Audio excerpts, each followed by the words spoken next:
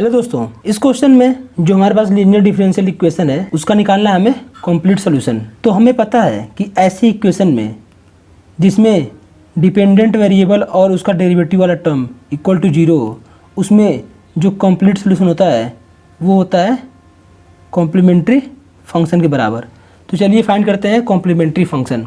Complementary function का पहला step होता है सिंबॉलिक फॉर्म में कन्वर्ट करना, लेकिन हमारे पास पहले ही जो हमारे पास लीनियर डिफरेंशियल इक्वेशन दे रखी है उसमें सिंबॉलिक फॉर्म में लिख दिया है। तो अगला स्टेप देखते हैं, यानी कि ऑक्सिलरी इक्वेशन, जो भी हमारा सिंबॉलिक कोफिशिएंट होगा इस इक्वेशन में उसको अगर हम इक्वेट कर दें 0 से, यानी कि 4d⁴ minus 8d³ minus 7d² plus 11d plus 6 equal to 0। तो ये है ऑक्सिलरी इक्वेशन। हमें पता है अगला स्टेप होता है जिसमें हम लोग ऑक्सिलरी इक्वेशन के रूट निकालते हैं। इस क्वेश्चन में कोई ज़्यादा इशू है नहीं, क्योंकि हमने काफ़ी क्वेश्चन पहले ही कॉम्प्लीमेंट्री फंक्शन में कर लिया है। अब हम कंफर्टेबल हैं। लेकिन कभी कभी क्या होता है, क्वेश्चन तो आसान होता है लेकिन कैलकुलेशन थोड़ी लंबी होती है। कहने का मतलब ये है इक्वेशन है डिग्री 4 का और हमें निकालना है इसका रूट। ये इक्वेशन तो फिर भी आसान है, लेकिन कभी कभी हमारे पास ऐसा कॉम्प्लिकेटेड होता है इक्वेशन जिसमें हम लोगों को काफ़ी दिक्कत होती है, इसलिए हमें कैलकुलेशन वाले पार्ट पे भी काफ़ी ध्यान देना है। तो चलिए फाइंड करते हैं रूट। इस केस में हम लोग जो कांस्टेंट है इसके फैक्टर को हम लोग इसमें पुट करेंगे और जो सेटिस्फाई करेगा उसके करस्पॉन्डिंग वाला हम लोग फैक्टर बाहर निकालेंगे और हमारे पास बचेगा एक क्यूबिक। इसका फैक्टर होगा 2, 3, 1 और 6 भी है। तो सबसे पहले हम लोग d इक्वल टू 1 पुट करते हैं।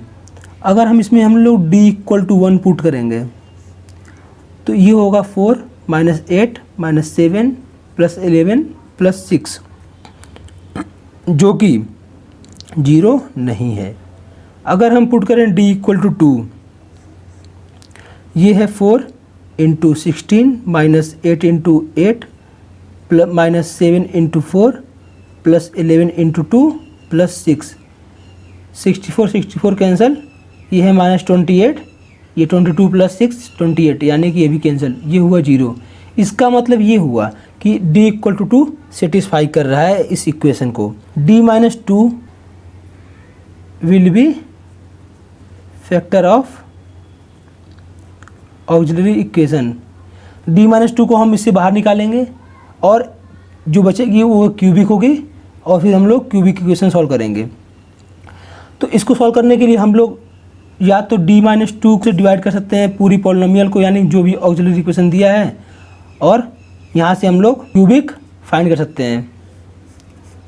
लेकिन हम लोग थोड़ा आसान करेंगे, ये प्रोसेस थोड़ी लेंदी होती है, इसलिए हम लोग एक दूसरा प्रोसेस यूज करेंगे जिसमें हम लोग, जैसे कि हमारे पास इक्वेशन दिया है 4d⁴ minus 8d³ minus 7d² plus 11d plus 6। इसमें हम लोग d माइनस 2 कुछ अलग तरह से निकालते हैं। जैसे कि अगर इस टर्म से हम लोग 4d³ कॉमन ले लें तो हमारे पास बचेगा d, और अगर यहाँ पे होता 2d माइनस 2 तो हम लोग इसमें से 2d³ बाहर निकालते हैं, जिससे यहाँ पे 2d बचता। अब हमें यहाँ पे चाहिए d माइनस 2, तो हम लोग अगर इससे मल्टीप्लाई करें तो ये होगा 8d³, यानी कि हमारे पास 8d³ है, सो कोई इशू नहीं। अब हम देखेंगे अगला टर्म, यानी कि माइनस 7d²। इसमें से हम लोग अगर माइनस 7d कॉमन ले लें हमारे पास बचेगा d, और हमें यहाँ चाहिए होगा माइनस 2।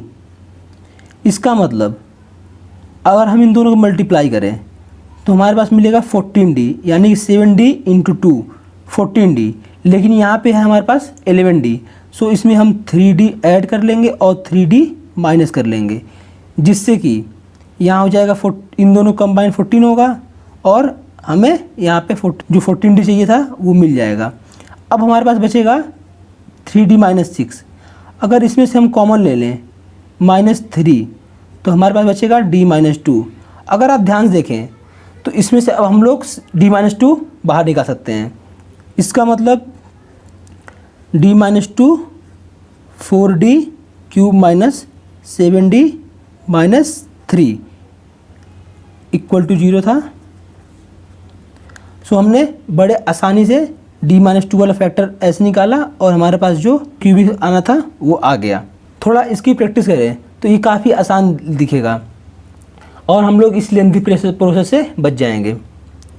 अब जो अगला स्टेप होगा, हम लोग जो क्यूबिक सॉल्व करनी है हम लोग सेम प्रोसेस अपनाएंगे, लेकिन ये कैलकुलेशन आप लोग खुद से करेंगे। मैं सीधे आंसर लिखता हूँ, यानी कि इसको आप अगर फैक्टर बनाएंगे तो ये होगा d+1 4d² minus 4d minus 3 equal to 0। So हमारे पास जो ऑक्सिलरी इक्वेशन आया था उसके अगर हम फैक्टर के फॉर्म में बात करें तो ये है, यानी कि यहाँ से हम लोग रूट बड़े आसानी से फाइंड कर सकते हैं।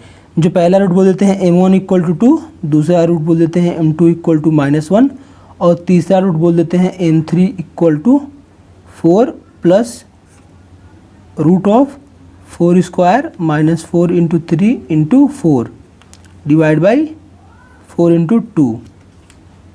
सिमिलरली m4 हो जाएगा 4 माइनस रूट ऑफ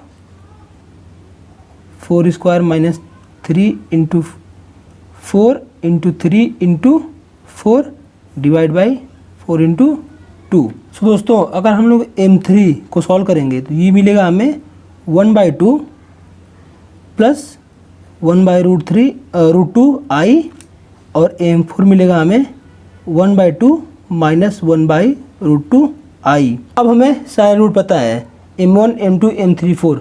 अब इसके करस्पॉन्डिंग हम लोग सीधे y, अब हम सीधे अपना सोल्यूशन लिखेंगे y equal to c1 e power 2x plus c2 e power -x और ये एक पेयर ऑफ इमेजिनरी रूट है इसलिए यहाँ पे आएगा e power 1/2x c1 into cos 1/√3x plus c, यहाँ c3 कर लेते हैं, यहाँ पे c4 साइन 1/√2x।